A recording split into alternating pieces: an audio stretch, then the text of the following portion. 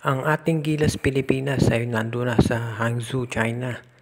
At of course, ready na sila para doon sa first game nila kontra Bahrain. Siyempre dyan nakafocus ang atensyon nitong si Coach Tim Cone at ng lahat ng players at coaching staff. Pero ngayon pa lang, mukhang meron na mga officials ng Gilas, ng SBP, na gusto maging permanent coach na itong si Coach Tim Cone para sa ating national team. Nakikita kasi ng mga opisyalis natin, kahit doon pa lamang sa isang game na ginawa nila kontra dito sa South Korea, yung exhibition practice game, nakita na nila kung ano ang kaibahan ng ball movement, ng scoring distribution, at yung siyempre attitude, yung galaw ng mga players, ibang-iba na.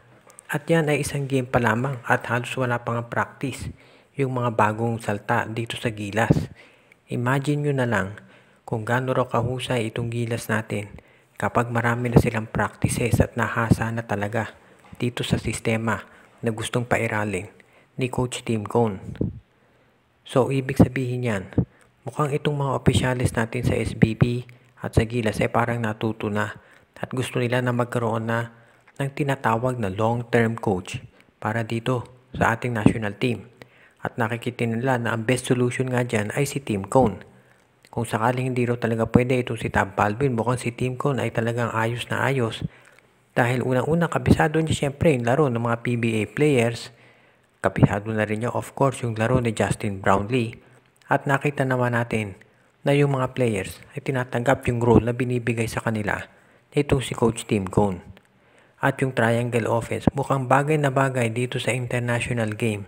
Dahil ito ay nakapredicate doon sa ball movement at doon sa paggalaw ng mga players. Kumbaga, hindi nagiging predictable yung opensa dahil alam ng mga teams dati, for example, na tayo kay Jordan Clarkson lang pupunta. Pero ngayong nandito na tayo sa triangle system ni Coach Tim Cone, iba't ibang players ang pinupuntahan ngayon.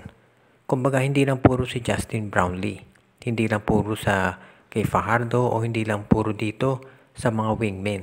Lahat sila nagkakaroon ng oportunidad na maka-score. At yan ang napaka-importante dahil syempre, ang gusto nitong ating Gilas Pilipinas, huwag silang maging predictable para yung makalaban nila dito sa Asian Games, hindi malalaman kung sino dedepensahan. Syempre, ang lahat ng ito magdedepende do sa resulta ng aktual na laro. Pero sa ngayon, nagugustuhan ng mga opisyalis yung nakikita nila dito kay Coach Tim Cone at yan ang dahilan kung ba't marami nagsasabi na ito ay dapat nang gawin na permanent Gilas coach. Ang mga bagong Gilas players, itong si Marcio Lassiter, Chris Ross, CJ Perez, Kevin Alas at itong si Arvin Tolentino, ay inamin nila siyempre na nag-a-adjust pa sila dito sa sistema ni Coach Tim Cone. Of course, alam natin mula doon sa dribble drive offense ni Chot Reyes, ngayon naman ay nasa triangle sila ni Coach Tim. At ang medyo mabigat pa dito kasi literally ilang araw lang na nakakapag-practice itong sila Alas at yung iba pa para masanay dito sa bagong sistema ni Coach Tim Cone bago magsimula yung kompetisyon dito sa Asian Games. Ngayon nga, of course, nagre-ready na ang Gilas para doon sa first game nila kontra Bahrain. At ang tanong ng karamihan, handaan na ba o kabisado na ng mga players yung sistema na gustong pairalin ni Coach Tim Cone? Siyempre, sabihin natin na kulang talaga sa practice at ensayo, given na yon. Pero yun naman daw chemistry, hindi masyadong magiging problema dahil yung mga players na yun matagal na nagko-compete sa isa't isa at kahit papano kabisado na nila yung estilo. Yung triangle offense nga lang, yun ang kinakailangan nilang i-adjust dito dahil siyempre kinakailangan baguhin nila yan para mag-suit dito sa international play. Pero konti lang naman yung adjustment na gagawin ayon dito kay Coach Tim Cone. Para naman dito sa iba nilang players katulad ni Kevin Alas, inamin niya na kinakailangan nilang mag-adjust ng mabuti at inaamin niya na talaga, minsan medyo mahirap yung adjustment lalo na at kulang sa panahon. Pero ganun pa man, sinabi ni Alas at ng iba pang players na gagawin nila ang lahat para masiguro na pagdating dito sa labanan sa Asian Games ay 100% yung ibibigay nila. Of course, kinakailangan nakafocus sila dito sa gustong pairaling sistema ni Coach Tim Cone. At isa pa, yung outside shooting, very important yan. At yung ball movement. Kinakailangan itong i-emphasize palagi dahil syempre ayaw natin na maging predictable. At yan ang advantage ng triangle offense at bakit yan ang gustong pairalin ni Coach Tim Cone. Yung mga ibang players kahit na naninibago, pinag-aaralan talaga nila dahil yan ang magiging bentahin natin dito sa ibang kalaban, dito sa international game. Dahil magkakaroon tayo ng maraming options pagdating sa opensiba, hindi lang limitado sa isa o dalawang player. At dahil din dito, kinakailangan mag-click yung perimeter shooting nitong sila Kevin Alas, Marcio Lassiter at yung iba pa nating players para yung mga big men sa loob katulad ni Fajardo ay magkaroon siya ng opensa at lumubag para makapaglaro sila ng mabuti. At syempre, kinakailangan din natin, sinabi nga ni Kevin Alas, na mag-adjust din doon sa mga tawags dahil syempre, yung tawag dito sa China, asahan na natin na minsan hindi talaga magiging pabor sa atin, given na yon. Pero, kumbaga, kailangan mag-adjust tayo doon at maglaro na lamang at gawin ang lahat para manalo.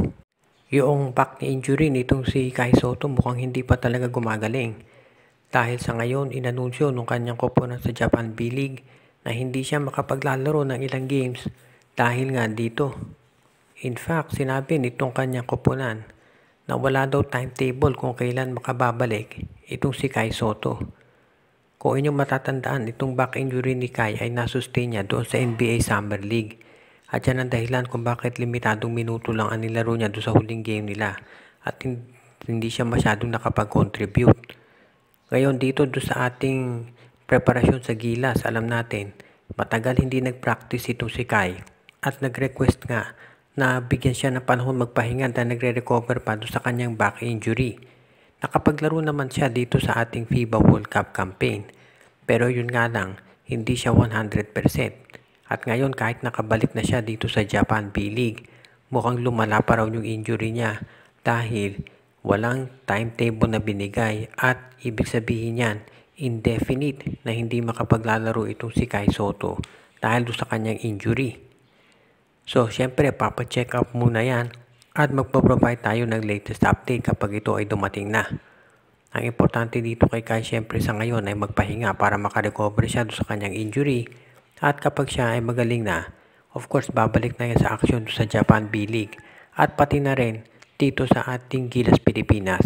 Dahil alam naman natin anytime itong si Kai na tawagin ng Gilas ay magiging ready yan na maglaro para dito sa ating bansa. Ang importante sa ngayon, of course, ay kinakailangan makarecover siya fully doon sa kanyang back injury. Alam naman natin ang mga big men, marami ang nasusustain na injury dahil doon sa heavy minutes na nilalaro nila lalo na at very physical ang game na basketball.